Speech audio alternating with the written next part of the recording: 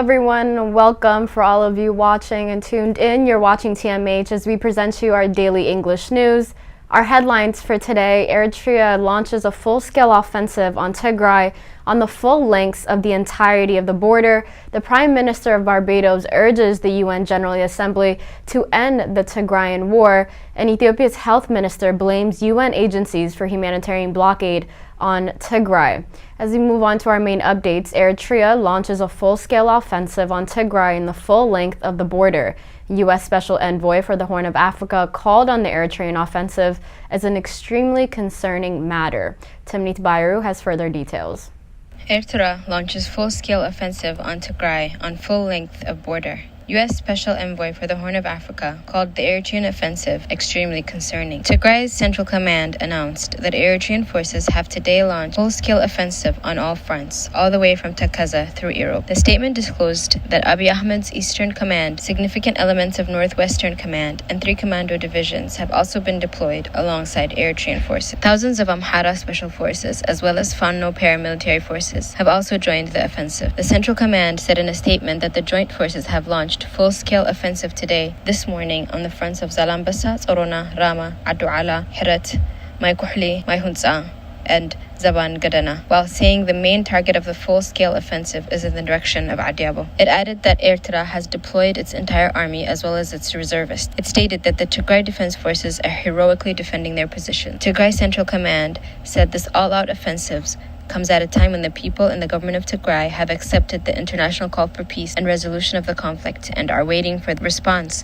of the Ethiopian government to the peace offer. It added that this action by the adversaries is unequivocal proof that they have taken their genocide project in Tigray as a life and death issue. Eritrean Information Minister Yamana Gabramesqal did not immediately respond to requests for comment. Ethiopian government spokesperson Lakaza Tulu, military spokesperson Colonel Getanat Adana, and the Prime Minister's spokesperson Belene Siyum did not immediately respond to requests for comment. U.S. Special Envoy for the Horn of Africa Mike Hammer has voiced concern about Eritrean offensive on Tigray. We are tracking Eritrean movements across the border. They are extremely concerning. We condemn it, says Hammer. The U.S. Special Envoy says Eritrea's action serves to complicate matters and inflame an already tragic situation. Horn of Africa peace and conflict analyst Rashid Abdi warned the world of genocide in Tigray. He said allowing Eritrea to seize Tigray again will be disastrous, as it will be a climax of a genocidal project. We have a Rwanda unfolding right before our eyes, he warned. He noted that on the eve of the UN General Assembly in New York, Eritrea, the despotic state that alone in Africa supported Russia's invasion of Ukraine, has just invaded Tigray in neighboring Ethiopia. He added that this action by Eritrea is a demonstration of its impunity and disregard for international norms.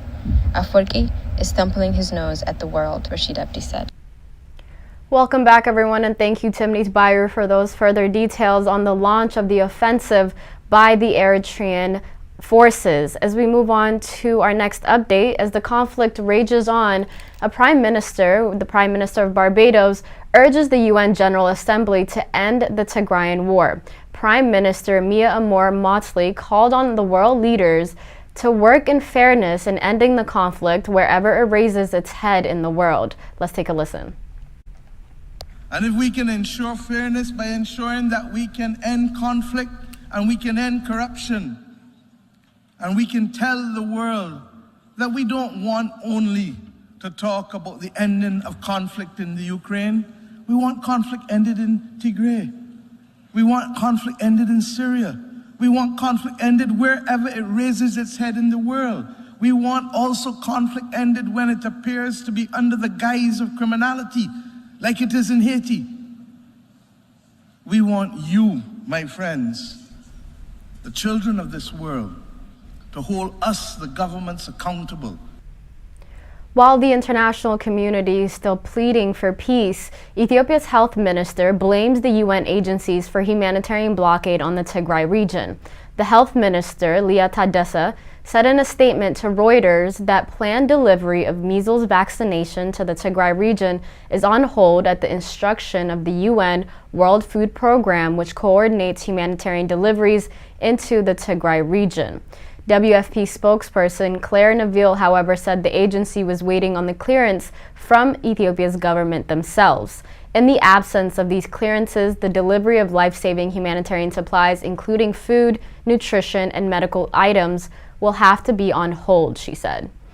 rights commissions for immediate response to the dire state of thousands of Tigrayan civilians illegally detained in concentration camps throughout Ethiopia. And according to the Ethiopian Human Rights Commission, thousands of displaced civilians from Tigray and bordering Amhara regional states who were languishing at the Jara camp in South Wello zone in the Amhara region have now been transferred to Awash police training camps. The commission said their rights to movements need to be respected.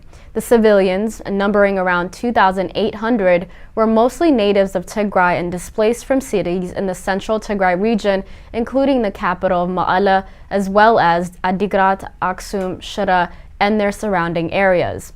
EHRC said that they were sheltered in the Jara camp for the past several months, where they have endured severe human rights abuses.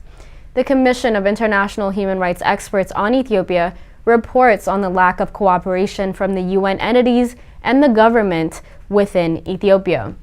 Requests to various UN entities operating in Ethiopia to share documents and materials of interest were largely deflected or responded to an after or inordinate delay, as the report disclosed. The report also added that the Commission received a belated response to its request. The joint investigative team of the Office of the High Commissioner for Human Rights and the Ethiopian Human Rights Commission to share its internal database. This affected the Commission's ability to build upon rather than duplicate the work of the joint investigative team, as the report noted. International Crisis Group's senior Ethiopian analyst, William Davidson, wondered what possible justification could there be for multiple UN agencies within Ethiopia to fail and cooperate with the International Commission of Human Rights Experts on Ethiopia, which was established by the UN Human Rights Council. The report said although the Commission would have preferred access to Ethiopia and other sites, the other avenues to gather information resulted in significant findings. According to the report, the Commission has followed the precedent of other Council mandate investigative mechanisms that were denied access to the state where alleged violations took place as well. Where the Commission's constraints resulted in insufficient information to make a finding, it emphasizes the need for further investigation. Our final update for today, Council member Lourdes Barso de Padilla, who is a Council member in Columbus, is seen sponsoring a resolution that they named 0178X 2022 to acknowledge and support the peace efforts to stop human rights abuses within the Tigray region and encourage Congress to pass the Ethiopian Peace and Stabilization Act of 2022. Let's take a listen.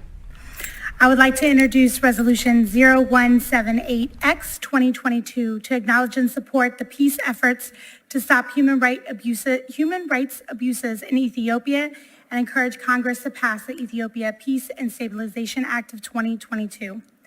The bill aims to suspend any further United States financial and security assistance to the Ethiopian government in an effort to bring an end to the conflict taking place there. Columbus is home to thousands of Ethiopian immigrants, migrants, and refugees. Columbus's strength and vibrancy is based on our community's diversity. All people deserve to live in conflict-free zones and areas of peace. And the Columbus City Council stands in solidarity with the people of Tigray and Ethiopian immigrant and refugee communities around the world, and especially here in Columbus. As Padilla mentioned, this bill aims to suspend any further United States financial and security assistance to the Ethiopian government in an effort to bring an end to the conflict taking place currently. This legislation will also target individuals, actors who continue to undermine the attempts to resolve civil conflict. A Tigrayan community member who goes by the name of Moses Hayalom in Columbus spoke in front of this council. Let's take a listen.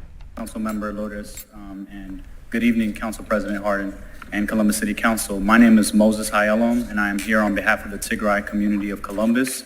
Thank you for adopting this resolution and recognizing humanitarian crisis in Ethiopia, particularly in Tigray. We appreciate you acknowledging and supporting peace efforts to stop human rights abuses in Ethiopia and encouraging Congress to pass H.R. 6600, the Ethiopia Stabilization, Peace and Democracy Act of 2022, and Senate Resolution 3199. Since November 2020, there has been a devastating humanitarian crisis in Ethiopia's northernmost region, state Tigray. Just this past week, there have been 4 drone attacks in Tigray by the federal government on civilians targeting a neighborhood Makela University, the only functioning hospital in the area, and a kindergarten that claimed the 7 lives of children. We just informed our community member on Thursday that her civilian sister had been killed in one of those recent indiscriminate drone strikes. We are all still mourning with her. Our community members have sleepless nights not knowing if their families have been impacted in any air raids or ones to come. Due to the telecommunications blackout since November 2020, they haven't been able to communicate with their families.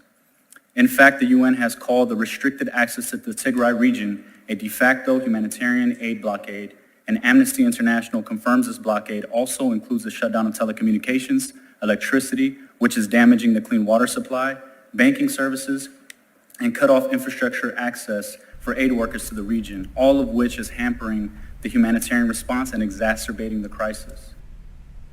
That concludes our daily news for today. Thank you so much for tuning in. Bye-bye.